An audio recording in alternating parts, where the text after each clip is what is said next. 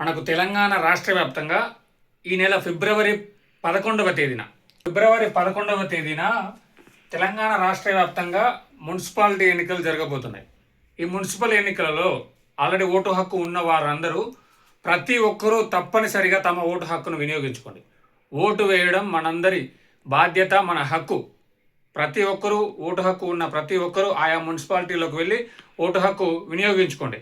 ఒకవేళ చాలా రోజుల క్రితం మనకు for example me voter card ఎన్నో మిస్ అయింది, ఓటర్ కార్డు ఎన్నో పోయింది అనుకోరు.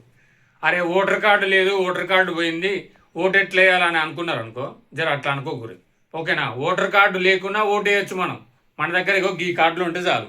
ఈ కార్డులలో ఏ కార్డు ఉన్నా మనం పోయి ఓటు వేయచ్చు. ఏ కార్డు ఉండాలో చూద్దాం. మన దగ్గర ఓటర్ కార్డు లేకున్నా కానీ ఇంతకుముందు ఎప్పుడైనా మీరు ఓటేసి ఉండి ఓటు హక్కు వచ్చి ఉంటే చాలు. అంటే మీకు ఆల్రెడీ ఇంతకుముందు ఓటు హక్కు వచ్చి ఉంటే సరిపోతుంది. ఇప్పుడు ఓటేయచ్చు. ఏ కార్డుతో ఓటేయచ్చు? డ్రైవింగ్ లైసెన్స్ ఉన్నా సరిపోతుంది. నెక్స్ట్ పాస్పోర్ట్ కార్డు ఉంటుంది కదా, పాస్పోర్ట్ కార్డు ఉన్నా దాన్ని తీసుకుపోయి ఆఫీసర్ కార్డు ఉన్న పోలింగ్ బూత్ దగ్గర ఉన్న ఆఫీసర్కు చూపించి ఓటేయచ్చు. ఓటర్ కార్డు లేకున్నా పర్లేదు. Bank passbook with photo, SBI bank, Andhra bank, ఏదైనా మన ఫర్ ఎగ్జాంపుల్ ప్రస్తుతం యూనియన్ అయింది, సో యూనియన్ బ్యాంకు, ఆ బ్యాంకు బుక్ మీద ఫోటో ఉండాలి తప్పనిసరిగా. బ్యాంకు బుక్ మీద ఫోటో ఉంటే ఆ బ్యాంకు పాస్బుక్ చూపించి కూడా మనం ఓటేయచ్చాడా. ఓకేనా? నెక్స్ట్ పోస్ట్ ఆఫీస్ పాస్బుక్లు ఉంటాయిగా, పోస్ట్ ఆఫీస్ పాస్బుక్ మీద ఫోటో ఉంటే చాలు. దాన్ని తీసుకుపోయి కూడా ఓటేయచ్చు. చాలామందికి ముచ్చట తెలియదు, అదే ఉండాల్సిన అవసరం లేదు. పోస్ట్ ఆఫీస్ బుక్ తీసుకుపోయి కూడా సార్ ఇగో అంటే చూపెడతాడు, మనం ఓటేయనిస్తాడు. ఓకేనా? నెక్స్ట్ పాన్ కార్డు ఉన్నా సరిపోతుంది. మనకడ పాన్ కార్డు ఉన్నా సరిపోతుంది. నెక్స్ట్ 100 రోజుల పని కార్డు, కరువు పని కార్డు అంటాం కదా, కరువు పని కార్డు, ఆ కరువు పని కార్డు ఉన్నా చాలు. ఆ కరువు పని కార్డు ఏమన్నారు రీజన్గా, ఆ కరువు పని కార్డు చూపించి కూడా మనం పోలింగ్ బూత్ సెంటర్ దగ్గరికి వెళ్ళి మనం ఓటు వేయచ్చు. గుర్తుంచుకోండి. నెక్స్ట్ ఇంకోటి ఆధార్ కార్డు. ఇక ఈ ఆధార్ కార్డు లేనోడు భూమి మీద లేడం అన్నట్టుగా ఉంటుంది పరిస్థితి. ప్రతి ఒక్కరికి Aadhaar card must and should అయిపోయింది కాబట్టి ఆధార్ కార్డు ప్రతి ఒక్కరికి ఉంటుంది. సింపుల్గా ఓటర్ కార్డు లేకుండా ఆధార్ కార్డు పట్టుకొని పోయి వేయచ్చు. ఓకేనా? ఆధార్ కార్డు ఉన్నాయచ్చు. ఇంకోటి ముసలోళ్ళు అయినా అనుకో, పెన్షన్ ఉంటుంది కదా, పెన్షన్ సంబంధించిన పత్రం, అంటే పెన్షన్ మనకు వచ్చిందనే అది వెరిఫికేషన్ పత్రం ఉంటుంది కదా, ఆ పత్రం మీద ఫోటో ఉండాలి తప్పనిసరిగా.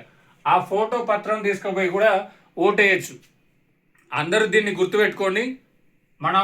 మన దగ్గర ఓటర్ కార్డు లేదనుకోండి, ఓటర్ కార్డు పోయినా సరే, ఓటర్ కార్డు పోయినా ఇంతకుముందు మన దగ్గర మనకు ఓటు హక్కు ఉంటే చాలు. దీంట్లో ఏ ఒక్క కార్డు తీసుకుపోయినా మనల్ని ఓటు వేయనిస్తారు.